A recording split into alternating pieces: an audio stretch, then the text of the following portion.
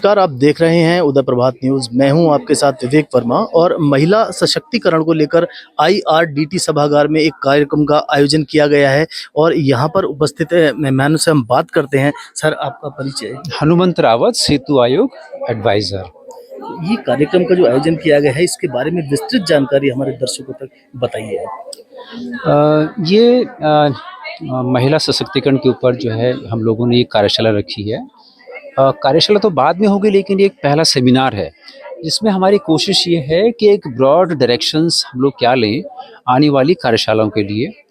और इसमें हमारी कोशिश ये है कि किस तरह से कौन कौन से मुद्दे हम जो हैं सशक्तिकरण के अराउंड ले सकते हैं, जिसके अराउंड हम अपने प्रपोजल और प्रोजेक्ट हम तैयार करेंगे, जिससे हम हमारे प्रदेश में जो महिला वर्ग एक बहुत बड़ा संख्या में है और सरकार की बहुत सारी स्कीम्स उसके अराउंड हैं, तो कैसे वो इफ़ेक्टिव तरीके से उनका इम्प्लीमेंटेशन हो और किस तरह से जो है संसाधनों का भी जो है अच्छी तरह से उपयोग हो और किस तरह से जो है हमारा जो है, क्योंकि हमारा प्रदेश बहुत सेंसिटिव है, महिला का रोल बहुत बड़े उस पे है, तो कैसे हम अपनी जो है ओवरऑल इकोनॉमी को ग्रो सकें और रोजगार की संभावनाओं को बढ़ा सकें। तो ये उद्देश्य है।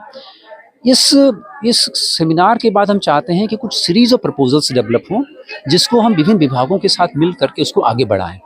ये अभी जो है इसका उद्देश्य है। ठीक है। और यहाँ पर काफ़ी लोग मेहमान मौजूद हैं, उनसे बात करने का प्रयास करेंगे। जी, इस बारे में कुछ बताइए हमारे दर्शकों को। मैं भावना शिंदे, मैं सेतु आयोग से ही हूँ। मैं एडवाइज़र हूँ और सोशल सेक्टर प्रोजेक्ट्स को लीड कर रही हूँ। जेंडर और वुमेन एम्पावरमेंट वाला जो सेक्शन है उसको मैं लीड कर रही हूँ। ये जो हमने सेमिनार ऑर्गेनाइज किया है, जैसे हनुमान जी ने बताया कि एक आइडिया ये था कि कैसे हम लोग इफ़ेक्टिव यूज़ कर सकें अपने रिसोर्सेज का और डिपार्टमेंट्स को साथ में लाके विमेन एम्पावरमेंट रिलेटेड प्रोजेक्ट्स को हम इम्प्लीमेंट कर सकें। उसके पीछे एक और बहुत इम्पॉर्टेंट एस्पेक्ट था कि उत्तराखंड में अगर आप देखें, बहुत सारे गांव ऐसे हैं जहाँ पे सिर्फ औरतें ही हैं और औरतें आज तक भी हिस्ट्री में भी बहुत अच्छा रोल प्ले करती आ रही हैं समाज के डेवलपमेंट में। तो अब हम उसको और थोड़ा सा इम्प्रूव करना चाहते हैं कि किस तरीके से ये सोशो इकोनॉमिक डेवलपमेंट, अगर हम इसको बोल सकते हैं, में पार्टिसिपेट करें और सिर्फ पार्टिसिपेट ही ना करें, उसको लीड करें।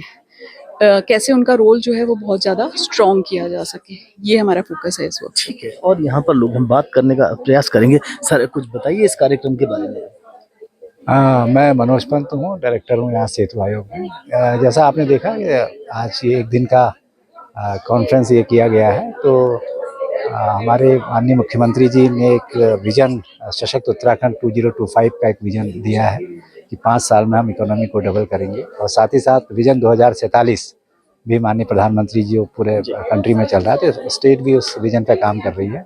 तो एक शुरुआत है, क्योंकि आप जानते हैं कि 50% से ज़्यादा 50% के लगभग आबादी महिलाओं की भी है, तो बहुत बड़ी भागीदारी जो है महिलाओं की है। तो विमेन एम्पावरमेंट में डिफरेंट तरीके के काम अलग अलग विभाग कर रहे हैं। तो आज ये जो कॉन्फ्रेंस हो रही है उसमें बेसिकली एक रोड मैप मिलने की संभावना है, जिसमें हम लोग इकोनॉमी पे बात कर रहे हैं, सोशल इश्यूज़ पे बात कर रहे हैं, जिसमें हम एनवायरनमेंट के इश्यूज़ पे बात कर रहे हैं, महिलाओं के जो स्थानीय मुद्दे हैं उन पे बात कर रहे हैं। तो जो कहीं ना कहीं हमें जो सशक्त उत्तराखंड का जो हमारा विजन है और जो 2047 का जो विकसित उत्तराखंड की हम बात कर रहे हैं, वो विजन में कहीं ना कहीं ये रोड मैप इस वर्कशॉप से, इस सेमिनार से जो निकलेगा वो कहीं ना कहीं ज़रूर काम आएगा। इसी वजह से इस कार्यशाला को या इस सेमिनार को किया जा रहा है। फिर फॉलोड बाई कार्यशाला है, उसके बाद ये कंटिन्यू आगे चलता रहेगा। तो इस तरीके से ये पूरी series of workshop and seminar चलते रहेंगे। क्या कहना चाहेंगे आप इस कार्यक्रम को लेकर? Basically central government and state government के जितने भी एफर्ट्स हो रहे हैं महिला सशक्तिकरण को लेकर, उसमें बहुत सारे स्कोप हैं कन्वर्जेंस के, जो बहुत सारे स्टेक होल्डर जब साथ में डिस्कस कर रहे हैं तो उससे बहुत सारे मुद्दे सामने आएंगे। उन मुद्दों से हम ऐसे इम्पैक्टफुल एक्शन लें जिससे फाइनली हम जिन मुद्दों को टच करने की कोशिश कर रहे हैं उस पर रिजल्ट्स भी आए। प्रोसेस होता है over the period of time, सालों की मेहनत होती है। तो जो आप ऑलरेडी कर रही हैं, आटे के डिब्बे में, चावल के डिब्बे में संजो के रखना, उसको कहते हैं कंटिजेंसी फंड्स। ठीक है, बुरे समय, बुरे वक्त का पैसा। तो जरूरी है कि बुरा वक्त आए तभी वो इस्तेमाल किया जाए। पहली चीज माइंडसेट ये रखिए कि वो बुरे वक्त का पैसा नहीं है, वो आपके बिजनेस को बढ़ाने के लिए एक राशि है। जैसे 10 रुपए अगर बुरे वक्त के लिए रखती है, तो 20 रुपए आज आप उसमें रखना शुरू कर दीजिए और आटे के डिब्बे से हटाकर वो प्रॉपर इन्वेस्टमेंट करना शुरू करिए। पूछिए, सब चीज का सलूशन है हमारी प्रॉब्लम महिलाओं की ये है, बहुत खुले तौर पे बोल रही हूँ, कि हम मदद नहीं मांगते। जाओ, मांगो, पूछो, बताओ अपनी समस्या, बैंकर्स को बताओ, सेंटर्स में बताओ, आसपास की महिलाओं को बताओ, पुरुषों से पूछो, क्या होगा, ज्यादा से ज्यादा 10 लोग मना करेंगे, 11वां बताएगा। जब आपका पैशन देखेगा तो आपको पता लगेगा। और टचवुड आज का समय बहुत बदल चुका है। गवर्नमेंट की अगर स्टार्टअप इंडिया की बात करूं तो सीड फंड अवेलेबल है, 50 लाख तक का सीड फंड अवेलेबल है, जिसमें 20 लाख ग्रांट है और 30 लाख डेट फंड है, उधार है। ठीक है, इसी तरीके से करीबन टॉप बैंक्स, चाहे वो नाबार्ड हो, चाहे सिडबी हो, चाहे वो एसबीआई हो, पीएनबी हो, कैनरा बैंक हो, सबके पास वुमेन स्पेसिफिक, महिलाओं के लिए केंद्रित, महिला केंद्रित फंड्स, लोन्स अवेलेबल है, छोटी दरों पे, कम दरों के इंटरेस्ट पे। तो जब तक आप घोड़ा पानी पीने जाएगा नहीं और पिएगा नहीं, तब तक पानी ग्रहण नहीं कर पाएंगे। तो आप जब तक 10 लोगों से पूछेंगे नहीं, मदद मांगेंगे नहीं, चीजें समझेंगे नहीं, वो नहीं हो पाएगा। पहला step is to go ahead, पूछिए, मदद मांगिए और लीजिए। बहुत सी चीजें अवेलेबल है, आप तक आसानी से पहुंचेंगी, इतना मुश्किल अब नहीं रहेगा। और जहां तक बहुत अच्छी बात सोनी ने बोली कि प्रिविलेज की बात है, आज हम 7 जने बैठे प्रिविलेज की बात इसलिए कर रहे हैं क्योंकि हमारी माँ ने या हमारी माँ की माँ ने वो समय नहीं देखा है, उन्होंने एजुकेशन लिया और हमें प्रिविलेज बनाया ये बोलने के लिए। तो आज अगर आप ये लोन्स और फंड्स और एंटरप्रेन्योरशिप और एसएचजीज के लिए लगातार काम नहीं करेंगी, अपने लिए काम नहीं करेंगे, तो आपके बच्चे कभी स्टेज पर बैठ के ये नहीं कहे I come from a privilege family. तो इस चीज को ध्यान रखिए।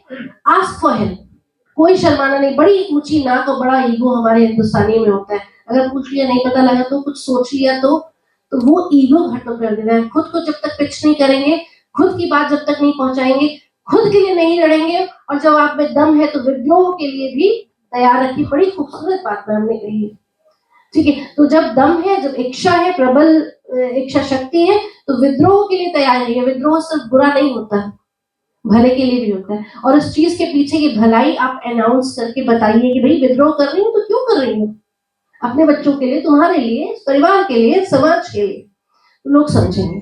सो बहुत से फंड्स अवेलेबल हैं, आप मदद मांगिए, ठीक है। शुरू में नहीं समझ में आता, ask for help, this is it.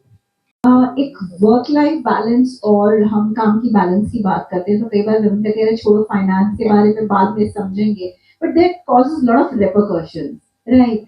How will you हम कैसे समझा सकते हैं विमेन को, and what is the best way to tell them that this matters a lot, we need to an entrepreneurship?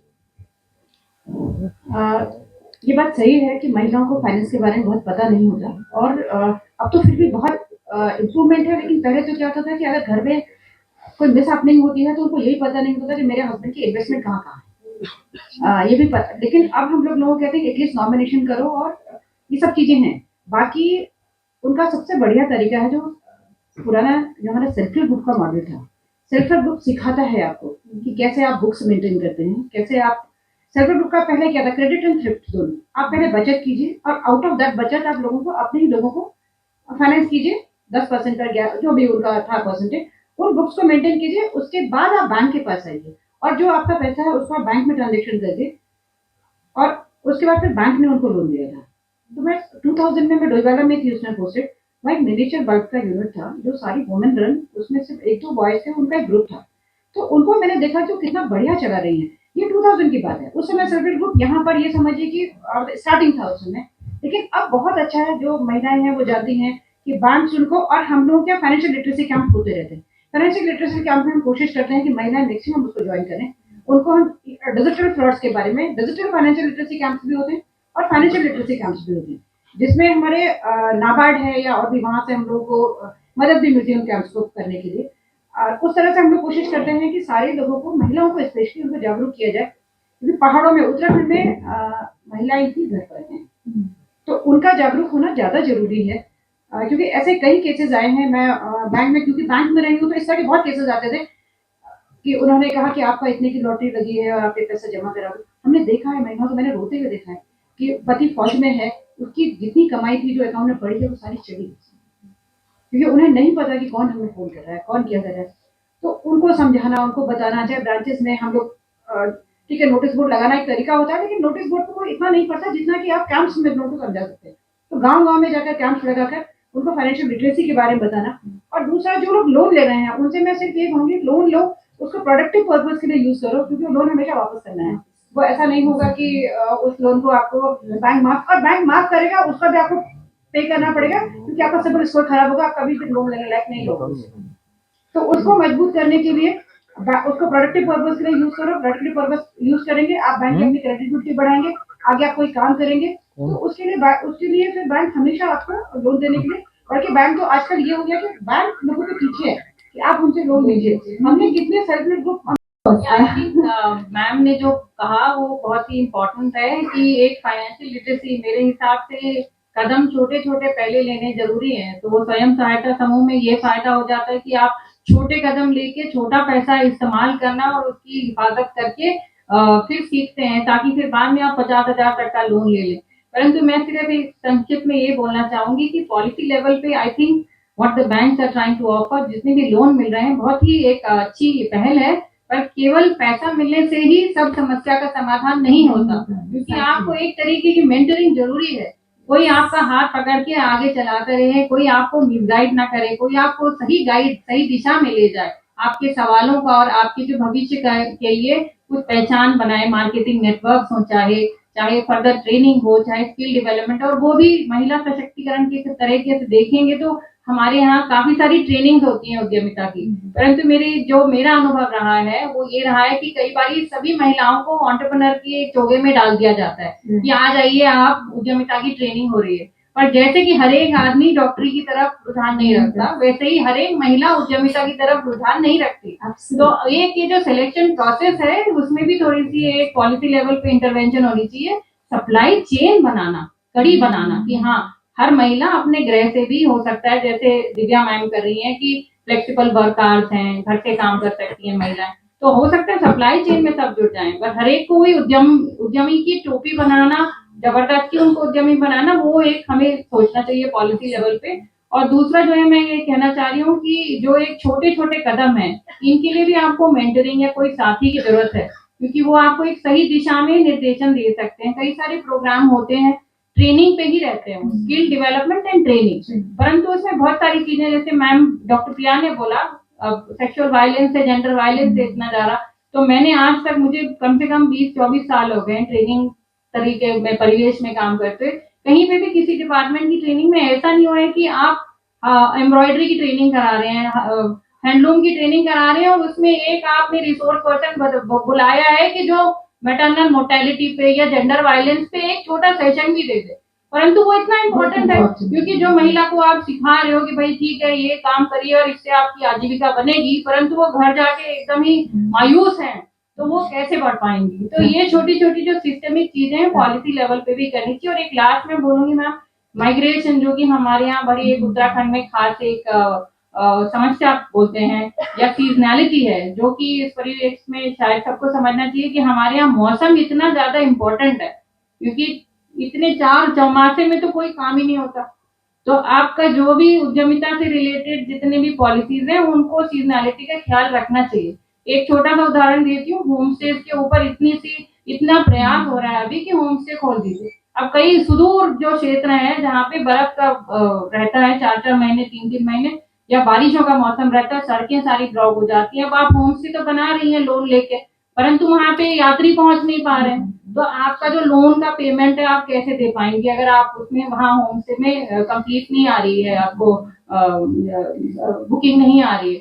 तो आपके जो ये है कि सीजनैलिटी के आधार से पॉलिसी लेवल में ऐसा आना चाहिए कि अगर आप उन क्षेत्रों में मौसम को ध्यान रखते वक्त ट्रेनिंग कराएंगे, double triple flexible work occupation, जो कि हमारे पहाड़ में है ही, कोई भी एक अनाज सारे साल नहीं उगाता है ना, तो इसी तरीके से एक ही उद्यम सारे साल ना करें। अगर आप होम स्टे चलानी है तो साथ में एक सोलर वो दे दीजिए, green house.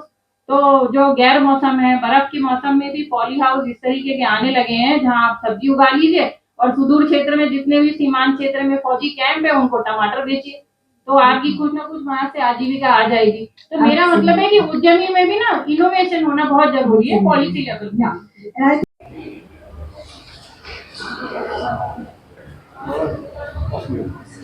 what I will just add one thing to what Juhi has reiterated, जो उसने फिर से बोली है, जो हम लोग सब बोल चुके हैं, कि आज अगर हम बोल रहे हैं कि हम प्रिविलेज हैं, इट्स नॉट दैट कि हम प्रिविलेज हैं तो हमारे पीछे जितने भी हमारे पेरेंट्स थे या ग्रैंड पेरेंट्स थे वो प्रिविलेज थे।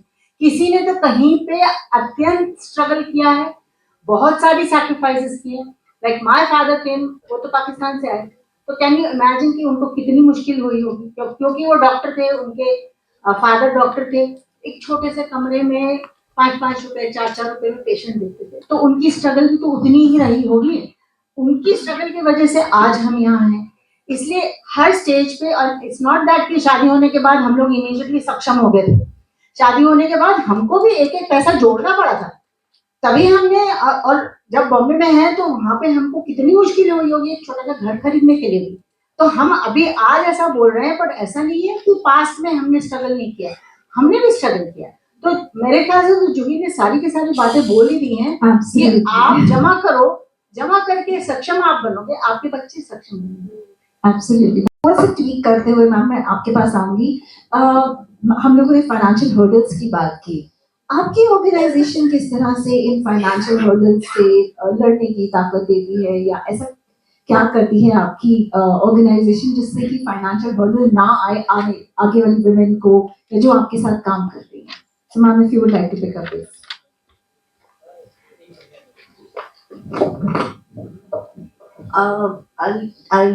I would like to make a little correction. I don't have an organization. I work with organization. So now, till now, I was working with Government of India's Sakshar Bharat program, where we were working for women literacy. So what I saw there was that there were Saksharta Kendra made at every village level. So what my expectation now from government would be, like you've come up with pink thanas, गुलाबी थाने बने हैं जहाँ महिलाएं खाली जाके बड़ी निर्भीकता से अपनी बात कर सकती हैं, उनको पुरुषों से इंटरेक्ट इतना नहीं करना पड़ेगा। उसी तरह से मेरा ऐसा सोच है कि क्यों ना ऐसे स्थान बने जहाँ पे महिलाओं को अपनी बात रखने की, जानकारी लेने की, और बिना किसी हिचक के वो जाके अपने विषय में बात कर सकती है। जैसे वो कोई लोन लेना चाहती हैं, कोई एंटरप्रेन्योरशिप, कोई भी काम शुरू करना चाहती हैं, कुछ बनना चाहती हैं, कुछ उनको फॉर्म जैसे इतनी सारी काउंसलर्स भी हो वहाँ पे जो उनकी छोटी मोटी समस्याओं को सुलझा सकें। तो क्यों ना महिला सशक्तिकरण की दिशा में ऐसा एक प्रयास हो। Amazing my Yojana Pustak.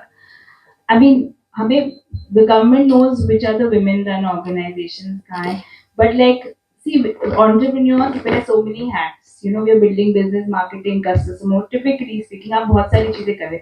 Women entrepreneurs घर भी दे और भी ज़्यादा time, तो we don't have the time. One of the restrictions I feel is women don't have the time किसके पास जाएं, आज सर नहीं है, कहाँ जाए, so it's too much effort, तो उनको पता नहीं चलता। So maybe आज सबके पास phones है, WhatsApp है, if not, maybe that information can come to us, and all the data the government has. And the other thing is, like, for Himalayan, and I just want to answer your question quickly, is that we have a model of flexible working hours and hourly wages, and also because we have created a community of women, so that enables the ladies, because it's in the mountains, अपना सब घर का काम करके they can balance all the responsibilities and still pursue financial independence.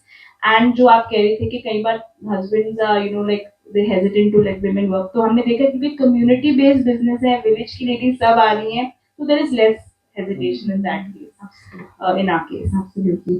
ग्रामीण bank में महिला मुद्रा योजना भी की है, तो 20 लाख का कोलेटरल फ्री लोन है। जैसे कोलेटरल की बात होती है कि कोलेटरल नहीं होता तो कैसे करेंगे, कोलेटरल फ्री लोन से बाकी CGTMSE कवर्स होते हैं जिसमें आप कोलेटरल फ्री लोन 50 लाख तक का दे सकते हैं। तो ये सब चीजें हैं। इंटरेस्ट तो है 9%, 9-10% है इंटरेस्ट। इंटरेस्ट हाई होता है बट रिड्यूसिंग है। आप जितना जमा करते हैं, अगर जो आप उनसे ले रहे हैं ये जो प्राइवेट क्रेडिट, उनसे तो बहुत अच्छा है। रिड्यूसिंग बैलेंस है, जितना आप लेंगे उतने पे इंटरेस्ट होगा और जितना जमा करेंगे उतना कम होगा। Thank you. Begins at home, right? Thank you so much, everyone. It was a wonderful experience. Looking at the time paucity, I'll have to conclude. And मैंने पहले ही कहा था इतना अच्छा panel हो तो I can go on for hours and hours. But of course, looking at the paucity of the time, we'll bring an end to this conversation. But this conversation shall, I'm sure, ma'am will take care that continues. And the next time हम लोग और ज़्यादा discussion time लेकर we sit one on one with each other and do something together.